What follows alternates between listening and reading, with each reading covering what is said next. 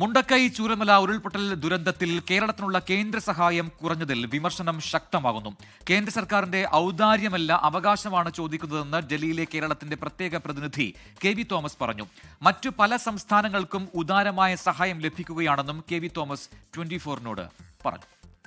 സംബന്ധിച്ചിടത്തോളം ഇത് ഔദാര്യമല്ല, ഇത് നമ്മുടെ ഫെഡറൽ സിസ്റ്റത്തിലെ അവകാശമാണ്.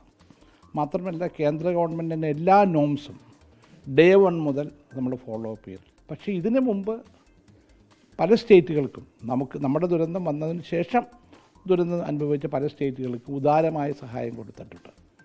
ഇത് നമുക്കൊരു ഫെഡറൽ സിസ്റ്റത്തിൽ അംഗീകരിക്കാവുന്ന കാര്യമല്ല. സ്വാഭാവികം നമ്മളിത് ഫോളോ അപ്പ് ചെയ്യും ഇനി. കാരണം നമ്മൾ ഇത് ഓടിക്കൊണ്ട സംഭവമല്ല. നമുക്ക് അവകാശപ്പെട്ട സഹായമാണ് കേന്ദ്ര ഗവൺമെൻറ് നൽകേണ്ടത്.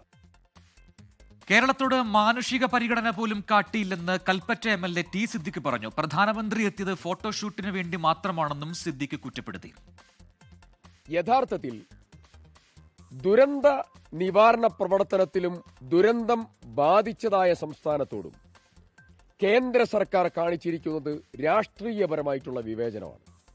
വയനാട്ടിലെ ദുരന്തബാധിതർ ഒരു കാര്യം പറയുന്നുണ്ട്: പ്രധാനമന്ത്രി വന്നത് ഫോട്ടോഷൂട്ടിന് വേണ്ടിയാണോ എന്ന് ചോദിച്ചിരുന്നു.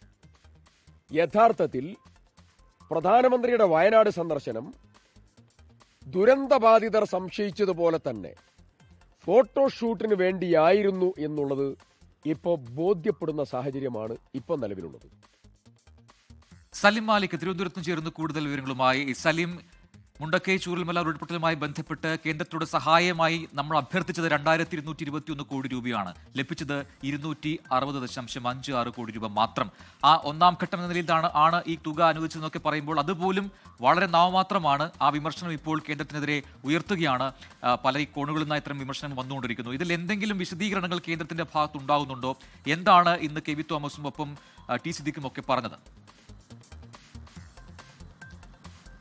പ്രജിൻ, കേന്ദ്ര സഹായം നമ്മൾ പ്രതീക്ഷിച്ചത് കിട്ടിയില്ല എന്ന് മാത്രമല്ല, നിലവിൽ ആവശ്യപ്പെട്ടതിൻ്റെ 10-1 തുക മാത്രമാണ് കേരളത്തിന് ലഭിച്ചിരിക്കുന്നത്. മാത്രമല്ല അത് ഈ പ്രാഥമികമായി അനുവദിക്കുന്ന തുകയാണ് എന്ന് പറയാനും കഴിയില്ല. കാരണം മറ്റ് സംസ്ഥാനങ്ങളിലേക്ക് സമാനമായ രീതിയിൽ ദുരന്തമുണ്ടായപ്പോൾ ഒറ്റത്തവണ എന്ന നിലയിൽ തുക അനുവദിച്ചിരുന്നു. അതൊരു വലിയ തുകയായി തന്നെ അനുവദിക്കുകയും ചെയ്തിരുന്നു. അതും കേരളത്തിലുണ്ടായതുപോലെ വയനാട്ടിലുണ്ടായതുപോലെയുള്ള അത്ര വ്യാപ്തിയില്ലാത്ത ദുരന്തങ്ങൾക്ക് പോലും ആ നിലയിലുള്ള തുക അനുവദിക്കുന്ന നിലപാടായിരുന്നു കേന്ദ്ര സർക്കാരിൻ്റെ ഭാഗത്തു നിന്നുണ്ടായിരുന്നത്. പഞ്ചാബിൽ ഉൾപ്പെടെ അത് നമ്മൾ കണ്ടതുമാണ്. അതിന് പിന്നാലെയാണ് കേരളത്തിലേക്ക് വരുമ്പോൾ ഈ നിലയിൽ 2000 കോടിയിലധികം രൂപ ചോദിച്ചെടുത്ത് 260 കോടി രൂപ നൽകുന്നത്. അത് രാഷ്ട്രീയമല്ലാതെ മറ്റെന്താണ് എന്നുള്ളതാണ് കെ.വി. തോമസ് ചോദിക്കുന്നത്. മാത്രമല്ല ഇതുമായി ബന്ധപ്പെട്ട തുടർ നടപടികൾ, അത് പാർലമെന്റിലെ ഈ വിഷയം കേരളത്തിൽ നിന്നുള്ള എംപിമാർ വീണ്ടും ഉയർത്തുമെന്ന് കെ.വി. തോമസ് പറഞ്ഞിട്ടുണ്ട്. ഒപ്പം തന്നെ മറ്റ് നടപടികൾ കൂടി ആലോചിക്കുന്നുണ്ട്. മുഖ്യമന്ത്രി കൂടി തീരുമാനമെടുത്ത ശേഷം പ്രധാനമന്ത്രിക്ക് കത്തയക്കുന്നത് ഉൾപ്പെടെയുള്ള കാര്യങ്ങളിൽ ആലോചനയുണ്ട് എന്നുള്ളതാണ് പറയുന്നത്. ഇതിലെ രാഷ്ട്രീയം നമുക്ക് വ്യക്തമായി കാണാനും കഴിയും. അതുകൊണ്ട് തന്നെ കേരളത്തിലെ BJP നേതാക്കൾ ഇത് സംബന്ധിച്ചൊരു വ്യക്തമായ മറുപടിയും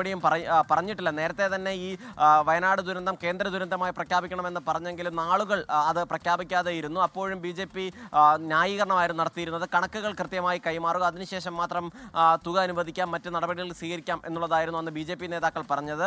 അതിന് പിന്നാലെ ആദ്യ ദിവസം മുതൽ തന്നെ കൃത്യമായ കണക്കുകൾ അവതരിപ്പിച്ചിട്ടുണ്ട് എന്നുള്ളതാണ് ഡൽഹിയിലെ കേരളത്തിന്റെ പ്രതിനിധിയായ കെ.വി. തോമസ് പറയുന്നത്. കോൺഗ്രസും ആ നിലയിൽ കേന്ദ്രത്തിനെതിരെ വിമർശനം ശക്തമാക്കുകയാണ്. ടി സിദ്ദീഖിന്റെ പ്രതികരണത്തിലൂടെ തന്നെ ഈ വിഷയത്തിൽ കേരള സർക്കാരിനോടൊപ്പമാണ് കൽപ്പറ്റ MLA എന്നുള്ളത് കൂടിയാണ് തെളിയുന്നത്. എന്തായാലും ഇനി ഏതെങ്കിലും നിലയിൽ ഒന്നിച്ചുള്ള സമരം ഉൾപ്പെടെ ഉണ്ടാകുമോ എന്നൊക്കെ കാത്തിരുന്ന് കാണേണ്ടതാണ്. പ്രജിൻ, ശരി. സലിം മാലിക്കാണ് വിശദാംശങ്ങൾ നൽകിയത് തിരുവനന്തപുരത്ത് നിന്നും.